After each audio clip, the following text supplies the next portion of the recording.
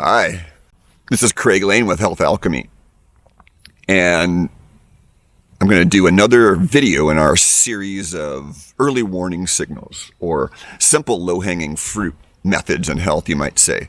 And that's how I got to be who I am, is practicing stuff that, hey, when I broke my neck 39 years ago, you better believe that I had some problems. And so this video is about identities. You could call them attachments, but there's also aversion. So in Buddhism, attach is like, I really want that. I really want that, right? I really want that Snickers bar. I really want that soda. I really want that ribeye steak. And so if we get identified with that desire, then we're stuck in it and glued in with it. Then the opposite would be the aversion, like, oh, I don't like that person. Oh, I hate persimmons.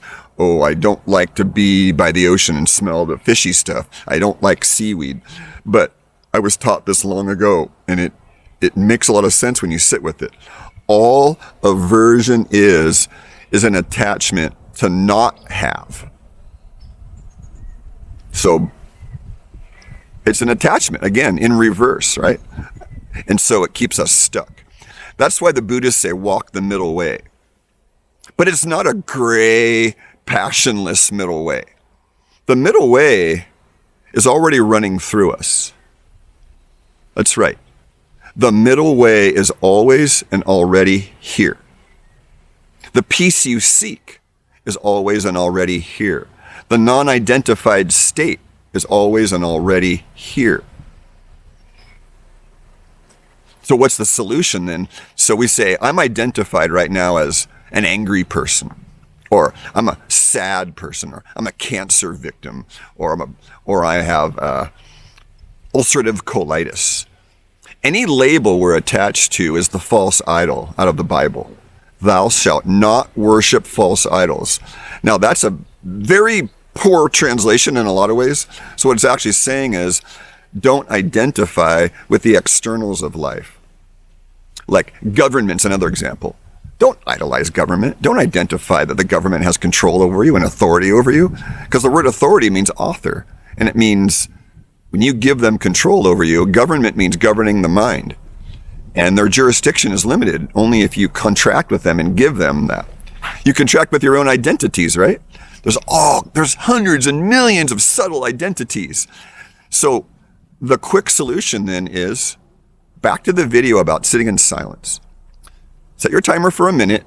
Should be a stretch, but not too long. Some people can go 5 minutes. And I'll give you a quick story about a person that was working with me many years ago. She was kind of interested in meditation, and she was a deep person. So I challenged her. I said, hey, you got a lot of stuff going on, and we used a different word besides identity, but I said, I want you to go sit in that chair over there, or tonight when you go home. And she did 5 minutes. So she set her timer for 5 minutes, and her job was to let everything be as it is. Don't change your thoughts. Don't change your emotions. Don't change your sensations coming up. And you know what she got? She came back to me the next day and she said, wow, I'm curious now because some stuff happened inside me just by letting everything be. And then she ended up going to insight meditation, I think every other day for the next year. And I watched her flower out of these subtle identities. And so like, I'm a victim, is a really strong identity and all the forms it takes. Because the medical people use this. Go to my Rumble channel, rumble.com, Health Alchemy. And I have a video called Hegel and the emotional sales game on my Rumble channel. I think it's like May of 2025. So that's another good example of much more in-depth about this. So by sitting in silence and letting all the theater of the mind come and asking ourselves back to that, how would I feel without those thoughts? Who would I be without those thoughts? Or even just, you can't outright deny, right? You can't say those aren't me, and you can't glom onto the good ones, and you can't push away the bad ones. Again, back to the Buddhist middle way. It's as simple as just taking a breath and questioning and being suspicious of any identity. That's the good news. And this isn't something you're going to get right away necessarily. There's the 1 in a million that do.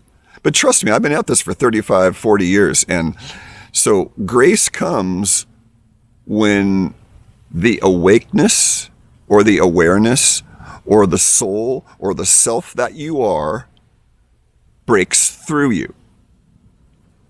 There is no higher self, folks.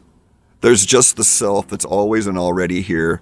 And when you have a deep awakening, you see that, oh, it woke up through me. What I am actually woke up through me, and not much changes on the level of ego. Because you don't want to get rid of your ego, nor your identities. Your identities are functions. Like, I have a function of health professional, gardener, herbalist, cook, lover, warrior, sovereign in my own being. These are all functions, but they're not identities in me anymore. And you know you're in a good place, because here's the punchline. So my old teacher, Ajashanta, used to say, well, people ask him questions like, what is it like from the enlightened perspective? And he said, I still have thoughts, beliefs, opinions, sensations, judgments, but I no longer feel like they define who I am. Craig Lane with Health Alchemy, trying to define who we are in very certain terms, not uncertain, but very certain terms.